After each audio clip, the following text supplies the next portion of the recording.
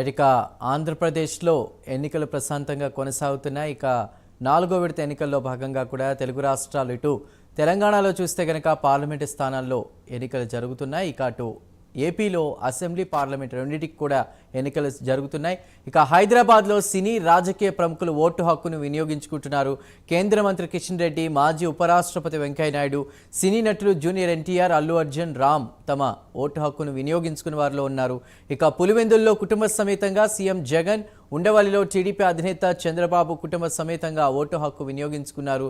అటు శాస్త్రిపురంలో ఎంపీ అసదుద్దీన్ ఓవైసీ, సికింద్రాబాద్లో మాధవీలత తమ ఓటు హక్కును వినియోగించుకున్నారు.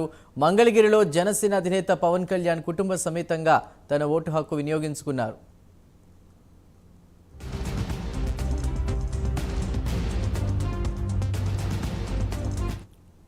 రైట్, ఇక ఏపీలో పోలింగ్ అయితే ప్రస్తుతం కొనసాగుతోంది. రైట్, మనం ఇక తిరుపతికి వెళదాం. తిరుపతిలో ఎన్నికల సరళి ఎలా కొనసాగుతోంది, ఇప్పటివరకు ఎంత పర్సెంటేజ్ ఓటింగ్ నమోదైంది, ఆ వివరాలు అందించడానికి మా ప్రతినిధి సునీల్ సిద్ధంగా ఉన్నారు.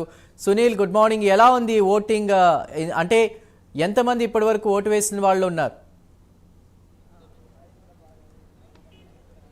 రైట్ చందు, మొత్తం మీద ఉదయం నుంచి ఏదైతే పోలింగ్ ప్రారంభమైనప్పటికీ ఉదయం 6:30 నుంచే తిరుపతిలో ఉన్నటువంటి పోలింగ్ కేంద్రాలకి భారీ స్థాయిలో ఏదైతే ప్రజలు చేరుకున్న పరిస్థితి అయితే ఉంది. ముఖ్యంగా ఏదైతే మనం జీవకోన ప్రాంతం, అంటే ముఖ్యంగా తిరుపతి అత్యంత సమస్యాత్మక ప్రాంతమైనటువంటి జీవకోన దగ్గర ఉన్నటువంటి జెడ్పీ హై స్కూల్ దగ్గర అయితే ఉన్నాము. అక్కడ ఓటర్లు తమ ఓటు హక్కు వినియోగించుకునేందుకు బారులు తీరిన పరిస్థితి అయితే ఉంది.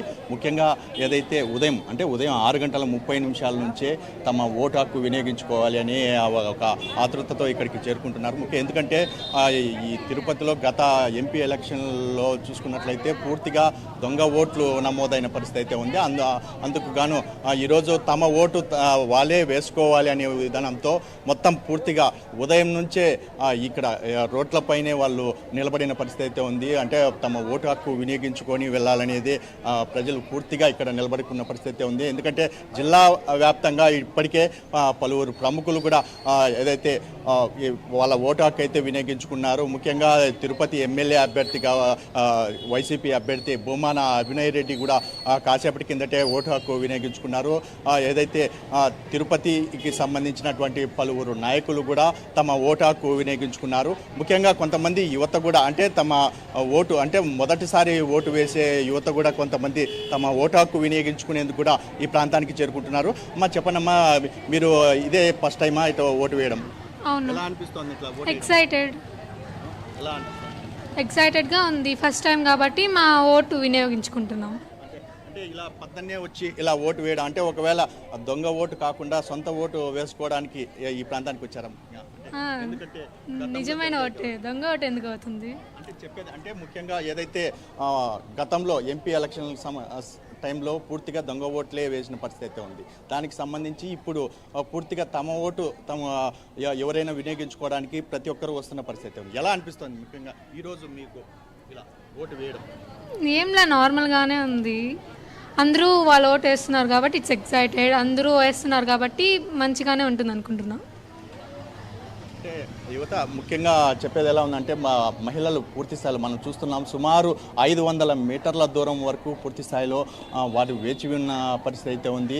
ముఖ్యంగా ఎందుకంటే ఉదయం 6:30 నుంచే ఈ ప్రాంతానికి చేరుకుంటున్నారు. ఎందుకంటే ఓటు వేసేందుకు తమ ఓటు హక్కు వినియోగించుకోవడానికి భారీ స్థాయిలో వస్తున్న పరిస్థితి అయితే ఉంది.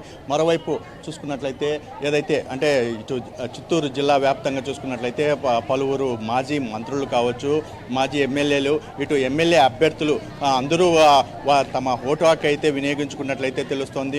మరోవైపు జీడినెల్లూరు నియోజకవర్గం కావచ్చు, ఇటు సత్యవేడు నియోజకవర్గాల్లో కొన్ని చోట్ల ఈవీఎంలు మొరాయించడంతో ఇటు పలువురు చాలా ఇబ్బంది పడిన పరిస్థితి ఉంది. ఎందుకంటే కొంతమంది వికలాంగులు కావచ్చు, ముసలి వాళ్ళు, అంటే ఉదయం 7 గంటల నుంచి క్యూ లైన్లో ఉన్నప్పటికీ అక్కడ 8:30 అయినప్పటికీ, అంటే గంటన్నర నిలబడికున్న అక్కడ ఈవీఎంలు మొదలవకపోవడంతో తీవ్ర అవస్థలు పడిన పరిస్థితి అయితే ఉంది. అంటే అక్కడ ఉన్నటువంటి అధికారులు ఎటువంటి సమాచారం అందించలేదని చెప్పేసి అక్కడ ఉన్నటువంటి ఓటర్లు అయితే చెప్పిన పరిస్థితి అయితే ఉంది. ముఖ్యంగా అంటే ఇక్కడికి చేరుకుంటున్నటువంటి ముసలివాళ్ళు కావచ్చు, అంటే సీనియర్ సిటిజన్స్కి ప్రత్యేక క్యూ లైన్ ఏర్పాటు చేస్తున్నామని చెప్పేసి అన్నారు. కానీ వారికి సంబంధించి ఎటువంటి ఏర్పాట్లు లేవు. పూర్తిగా మహిళలకి ప్రత్యేక లైను, ఇటు పురుషులకి ప్రత్యేక లైన్ అయితే ఏర్పాటు చేసిన పరిస్థితి అయితే ఉంది.